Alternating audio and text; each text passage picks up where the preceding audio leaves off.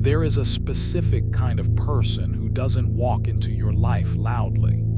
They slip in quietly, almost gently, as if the universe whispered your name to them. They listen with impossible focus. They mirror your emotions with unsettling accuracy. And every part of you feels seen in a way you didn't know you were starving for.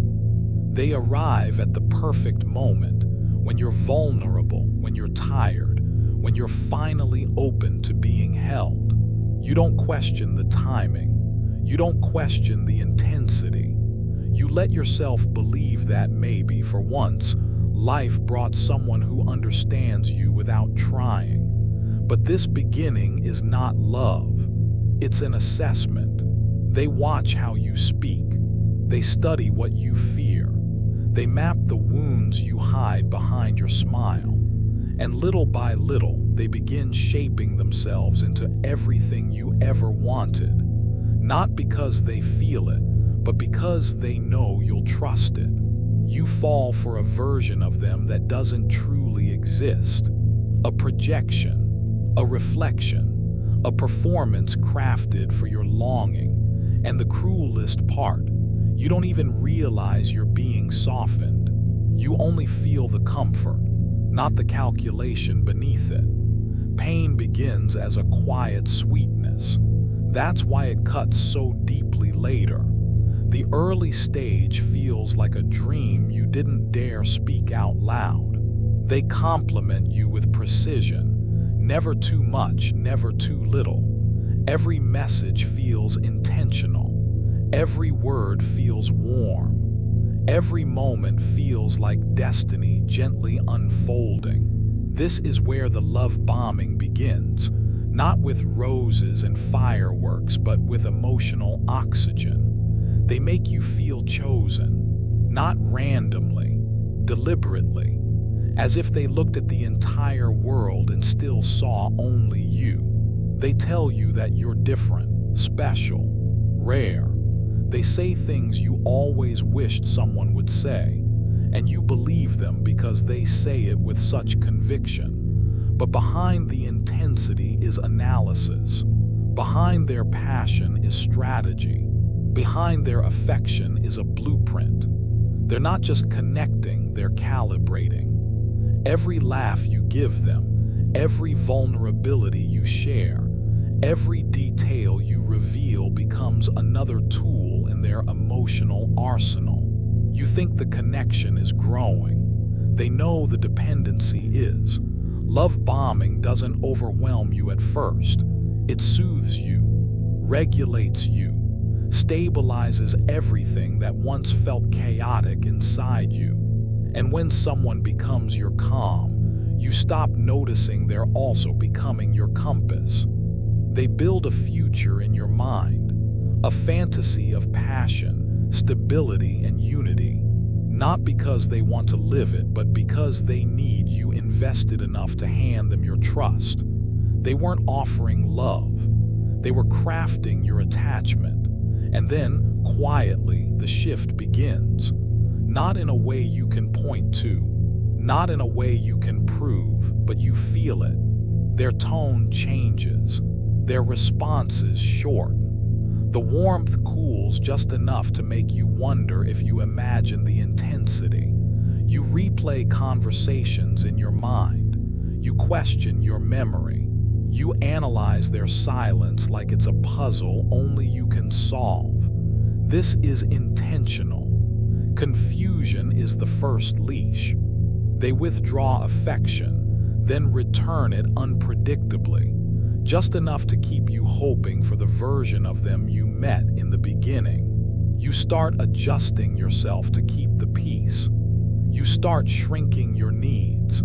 You start apologizing for your feelings, even when you're the one hurting. And slowly, your identity begins bending around their approval. You tell yourself it's just a rough patch. You tell yourself you're overthinking. You tell yourself all relationships have phases. But deep inside, you feel the truth tightening around you. The person who once felt like home now feels like a test you're always failing. And yet, you keep trying, because losing them feels like losing the happiness they manufactured for you. Control never arrives loudly. It slips in disguised as uncertainty. Once they sense your dependency, they begin tightening the invisible threads. They use intermittent reinforcement, showering you with warmth one day and freezing you out the next. Your mind becomes addicted to chasing the high of their good days. They deploy manufactured guilt, blaming you for their moods, their distance, their disappointment. You start carrying emotional weight that never belonged to you. Then comes gaslighting, subtle at first, strategic always. They distort your memories, rewrite conversations, and turn your intuition against itself. You begin to doubt your own perception. And when you doubt your perception, you depend on theirs. They also use identity erosion disguised as concern. They question your decisions. They downplay your strengths. They highlight your flaws with gentle precision. They're not trying to hurt you. They're trying to shape you into someone easier to control. And the more they chip away at your confidence, the more you cling to them for validation. Isolation becomes emotional, not physical. You stop sharing your struggles with others because you don't want anyone to judge the person you love or the person you've become. They don't need to trap you. You slowly trap yourself, believing they're the only one who understands you. Every manipulation is wrapped in tenderness.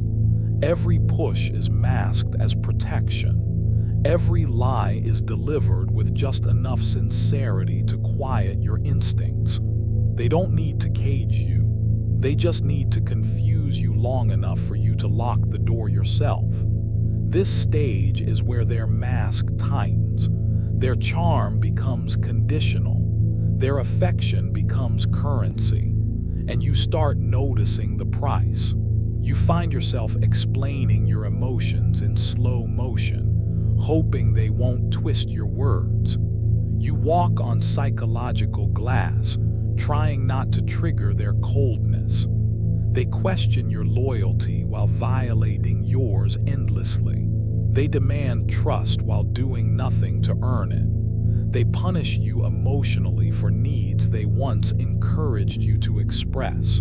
And through it all, you keep trying to be enough. This is their design. If they can make you feel inadequate, they can make you grateful for any scrap of affection. Dependence becomes the quiet prison. You start isolating yourself because defending them to others drains you. You stop expressing your boundaries because conflict feels unbearable.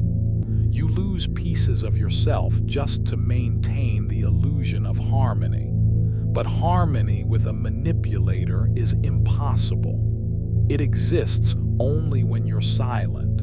They reframe your strengths as flaws. Your empathy becomes weakness. Your loyalty becomes naivety. Your sensitivity becomes instability. And every time you consider leaving, they give you just enough tenderness to make you believe the beginning wasn't a lie. It was a lie. It was always a lie. If they can make you doubt yourself, they can make you surrender your freedom. But eventually, something inside you stops breaking. It goes quiet, still, steady, not numbness, awareness. You replay the pattern with new eyes. You notice the inconsistencies. You recognize the manipulation. You see the emotional architecture of their control. And suddenly, the spell weakens. Their charm feels scripted. Their affection feels hollow. Their apologies feel recycled. And their love, if it can even be called that, feels like a weapon they no longer know how to use. A strange peace rises in you, the peace that comes from clarity, the peace that comes from finally understanding that you weren't hard to love. They were incapable of loving you without controlling you. You stop arguing. You stop explaining. You stop trying to fix something that was engineered to break you. Real peace begins when you stop trying to heal someone who benefits from your wounds. Taking back control doesn't start with anger.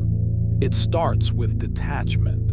You begin pulling your energy inward. You stop feeding their ego. You stop reacting to their emotional tests. Your silence becomes their confusion. They sense the shift. Manipulators always do. They increase the pressure. They try guilt. They try charm. They try urgency.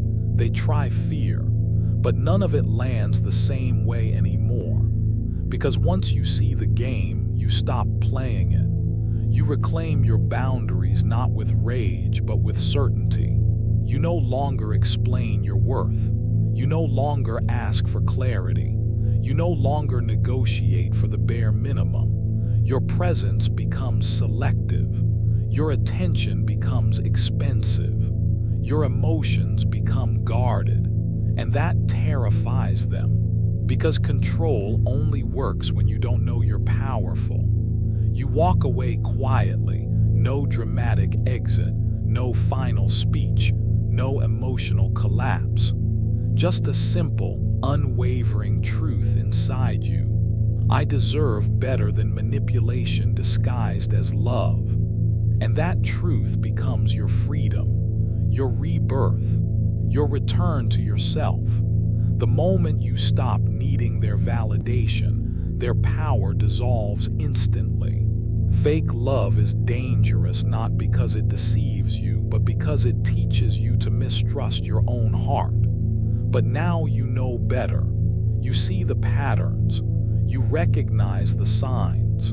You understand the difference between someone who loves you and someone who uses the idea of love to own you.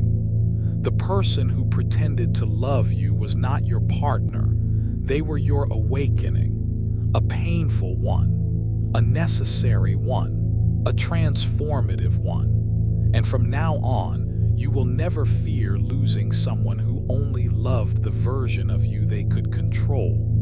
Real love doesn't need control, and real strength never bows to manipulation.